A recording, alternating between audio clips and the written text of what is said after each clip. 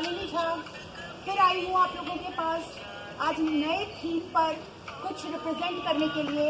ये थीम दुनिया की सारी थीम से ऊंची है, सारे शब्दों से ऊंचा है, सारी भावनाओं से अलग है और इसमें कुछ नया नहीं है। ये जब से धरती है तब से ये शब्द हमारे साथ है, क्योंकि ये धरती पर हमें लाने वाले जो है ना, ये वही शब्द है।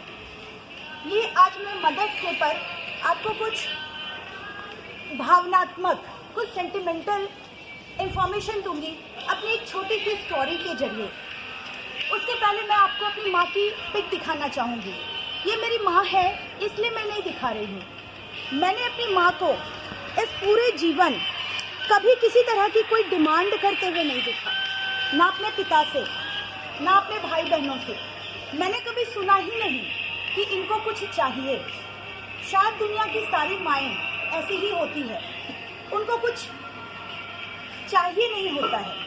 उनको हमेशा अपने बच्चों को देना होता है, लेना नहीं होता है। परिवार को देना होता है, लेना नहीं होता है। परिवार को देने के पीछे भी उसकी एक फीलिंग होती है कि उसके बच्चे को परिवार की तरफ से कोई कष्ट ना हो। इसीलिए कहा जाता है कि जननी जन्मभूमिश्च स्वर्गादपि गरीयसी।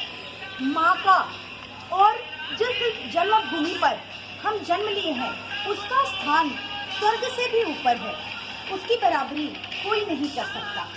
तो गाइस, आज हम आपके पास एक सच्ची घटना पर आधारित एकदम रियल स्टोरी है।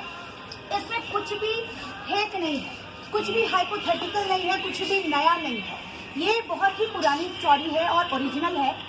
ये बात थी उस समय की जब जापान में 2011 में बहुत बड़ा भूकंप आया था और इस भूकंप की थरथराहट पूरे विश्व में महसूस की जा रही थी। उस थरथराहट से, उस कंपन से पूरा जापान और परेशान था और पूरे विश्व अपनी संवेदनाओं में डूबा हुआ था जापान के साथ। तो गाइस, ये स्टोरी है कि जापान में भूकंप आया तो चारों तरफ मलबा बिखरा हुआ था, चारों तरफ टुकड़े पड़े हुए थे, मकान गिरे हुए थे, बिल्डिंग पड़े हुए थे, सब कुछ बर्बाद हो चुका था।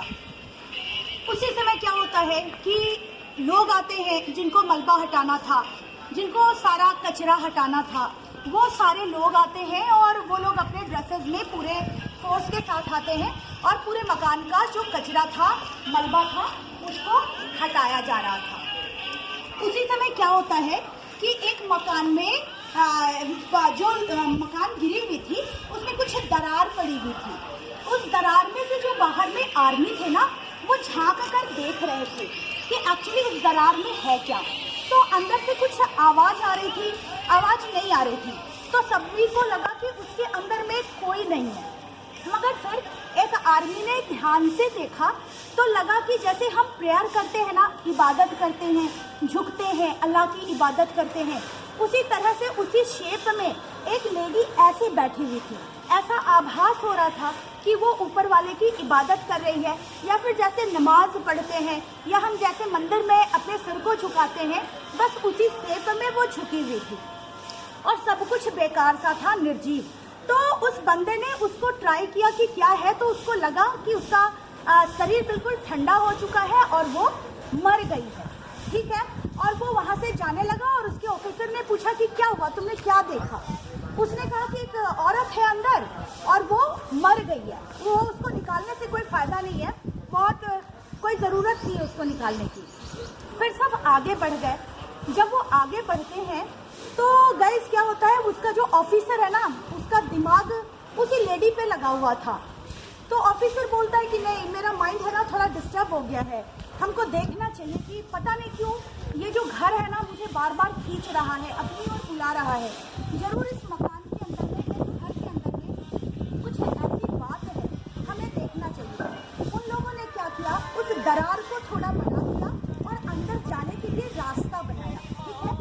जब वो अंदर पहुंचे तो उन्होंने भी देखा कि हाँ, सच में एक लेडी ऐसे झुकी पड़ी है, मतलब जैसे भूकंप आने के बाद बिल्डिंग गिरा होगा उसके ऊपर, और वो उसमें दबी पड़ी है।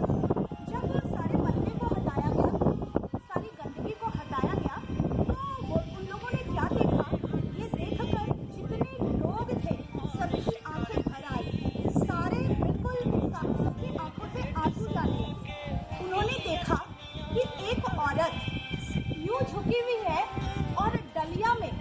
थैलिया है, एक बास्केट है और उसमें एक बच्चा सोया हुआ है। मैं से जब भूकंप आ रहा था तो उस औरत ने अपने शरीर को ऐसे सेट बनाया और उस सेट के नीचे अपने बच्चे को छुपाया ताकि भूकंप आए और उसके शरीर पर गिरे तो वो बच्चा बचा रहे। औरत तो बिल्कुल मर चुकी थी, शरीर ठंडा पड़ गया था, भूकंप था, मकान गिरा था, लेकिन जब उस औरत के हाथ के नीचे से वो बास्केट निकाला गया तो बच्चा बेहोश था। ठीक है, उस बच्चे का ट्रीटमेंट किया गया। जब वो बास्केट को ध्यान से देखा गया तो उस बास्केट में एक छोटी सी चिट पड़ी हुई थी, छोटा सा टुकड़ा कागज का पड़ा हुआ था और उस कागज के टुकड़े में लिखा हुआ था कि मेरे बच्चे, अगर तुम इस भूकंप से बच जाओ, अगर इस भूकंप से तुम अपनी बचाव कर पाओ तो तुम बस एक ही शब्द याद रखना कि मैं तुम्हारी माँ तुमसे बहुत प्यार करती हूँ। उसने बिल्कुल कुछ भी एक्सप्लेन नहीं किया, उन्होंने बताने की जरूरत नहीं समझी कि उसके अंदर में उसके लिए क्या था। इस सीन को देखकर जितने लोग थे वहाँ के, उनकी आंखों से बिल्कुल आंसू बह पड़े। तो गाइस, ये क्या बताता है, ये स्टोरी क्या बताता है कि हम कितनी भी जीवन जी लें, हम कितनी भी ऊंची जगह पे पहुंच जाएं, लेकिन अगर हम माँ शब्द को इम्पोर्टेंस नहीं देते हैं, माँ की वैल्यू नहीं समझते हैं, माँ को किसी और से कंपेयर करते हैं, तो हमसे खराब कुछ नहीं हो सकता। हमारे शास्त्र में भी कहा गया है कि पुत्र कुपुत्र हो सकता है पर माता कभी कुमाता नहीं होती है। ये जीवन आपका कभी भी उसके ऋण से मुक्त नहीं हो सकता।